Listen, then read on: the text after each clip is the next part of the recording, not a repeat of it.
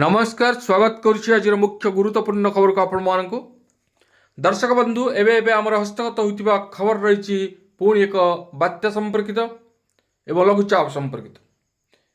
बंगोपसागर आसुची एक शक्तिशाली लघुचाप जार प्रभाव ओडिशा उपरे किभଳି भाव रहिबो एवं एही लघुचाप केते शक्तिशाली हेबो एवं यह बात्यार रूप नेब कि नाही जदि बात्यार रूप निए तेबे केउं स्थान को प्रभावित करिवो एवं लघुचाप प्रभाव में केउं स्थान में प्रबल अति प्रबल वर्षार संभावना रही से संपर्क में पाणीपाग विज्ञानी मानकर मतामत कौन रही से संपर्क में संपूर्ण विवरण मुझे आपको भिडियो प्रदान करी से आप निश्चित भिडियो को प्रथम शेष पर्यंत देखिए जब भिडियो भल लगे पाखे लाल बटन निश्चित सब्सक्राइब करेंगे पाखे बेल आइकन बजाइदेवे और ऊपर आस ऑल नोटिफिकेशन क्लिक करेंगे भूल जहाँफल एभली भिडियो सर्वप्रथमे आपण मान निकट में पहुँच पार तेज आसतु जाना आज लघुचाप बात्या संपर्कित विशेष गुरुत्वपूर्ण खबर को सूचना अनुसार राज्यर उपकूल जिला मानक प्रबल अति प्रबल वर्षा होवार संभावना रही पश्चिमा झड़ अनुभूत हेतु वर्षा आहरी अधिक होबार घोषणानामा जारी करिपाग विभाग तेज समस्त राज्यव्यापी लोक मानू वर्षा नहीं आगुआ संभावना सूचना सह सतर्कवाणी पाणीपाग विभाग तरफ मिली आसंता 24 घंटा पर्यंत प्रबल बर्षिब जहाँ को नहीं 9 जिला को येलो वार्निंग जारी कर जिला गुड़िक होती सुंदरगढ़ देवगढ़ पुरी गंजाम गजपति मालकानगिरी कोरापुट बौद्ध और कंधमाल तेज यह 12 जिला को पाणीपाग विज्ञान तरफ ऑरेंज वार्निंग जारी कर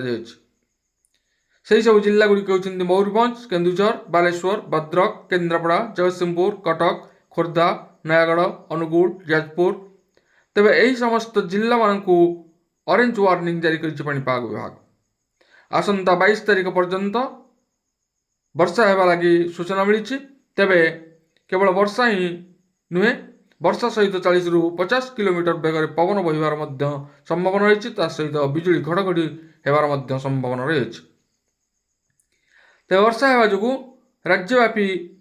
तापमात्रा ह्रास पाइब आकलन कर तेज समुद्रु ओडिशा मुहां जो सामुद्रिक पवन प्रवाहित होउछि तेणु विशेषकर उपकूल ओडिशा मानक आर्द्रतार परिमाण बढ़ुछि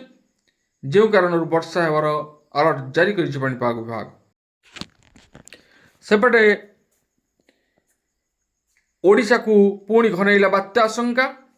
आसंता 26 ରୁ 28 तारिख भितर बात्या हो पारे बोली पाणीपाग विज्ञान आकलन करछन्ति तेबे बात्या प्रभाव में पवन सह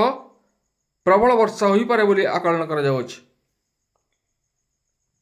पाणीपाग वैज्ञानिक सूचना अनुसार आसंता 22 तारिख बेलू दक्षिण पूर्व बंगोपसागर अंचल एक लघुचाप सृष्टि हो पारे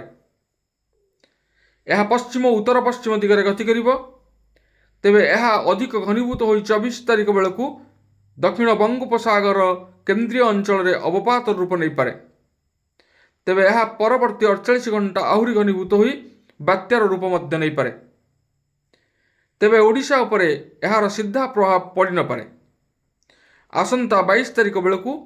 बात्या को नहीं चित्र स्पष्ट हो पारे बोली पाणीपाग विज्ञानी आकलन करछन्ति सूचना अनुसार गत अक्टोबर मास मध्य बंगोपसागर एक बात्या सृष्टि होता जार ना थिला मंथा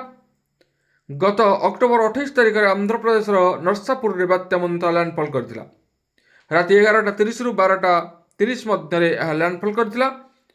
मछलीपट्टम और कलिंगपट्टम मध्य नरसापुर में लैंडफॉल करथिला बात्या मंथार लैंडफॉल प्रक्रिया प्राय 5 घंटा धरी चलता यही समय पवन बेग 90 ରୁ 110 किलोमीटर भीतर रही यार प्रभाव में मछलीपट्टम काकिनाडा राजमहेंद्री बापाटिया काभाली नूरोल आदि अंचल प्रबल वर्षा सह पवन होता तेज बात्या मंथा जो ओडिशा रे गजपति जिला सर्वाधिक प्रभावित होता विभिन्न स्थान में गछ उपुड़ी पड़ता बेले केतेक स्थान में भूस्खलन होता सूचना मिलता गजपति जिले में भयंकर तांडव रचि बात्या आउ एबे बात्या मंथार गोटे मास मध्य आउ एक बात्यार संभावना थिबारु लोकमानक मनरे छनका सृष्टि होइछि तेबे वर्तमान सठिक भाव में कही हेब नहीं वर्तमान बात्या हेब कि नहीं कारण लघुचाप सृष्टि होला पर तार गतिपथ ବାତ୍ୟା ତୀବ୍ରତା ବିଷୟରେ ସଠିକ୍ ତଥ୍ୟ ଆମର ହସ୍ତଗତ ହୋଇପାରିବ। ତେବେ ଏ ଥିଲା ଆଜି ବାତ୍ୟା ସମ୍ପର୍କିତ ବା ଲଘୁଚାପ ସମ୍ପର୍କିତ ଏକ ବିଶେଷ ଗୁରୁତ୍ୱପୂର୍ଣ୍ଣ ସୂଚନା। ଆଜି ପାଇଁ ଏତିକି। ପୁଣି ଦେଖା ହେବା ଆଗାମୀ ଭିଡ଼ିଓରେ। ରହୁଛି ଧନ୍ୟବାଦ, ନମସ୍କାର।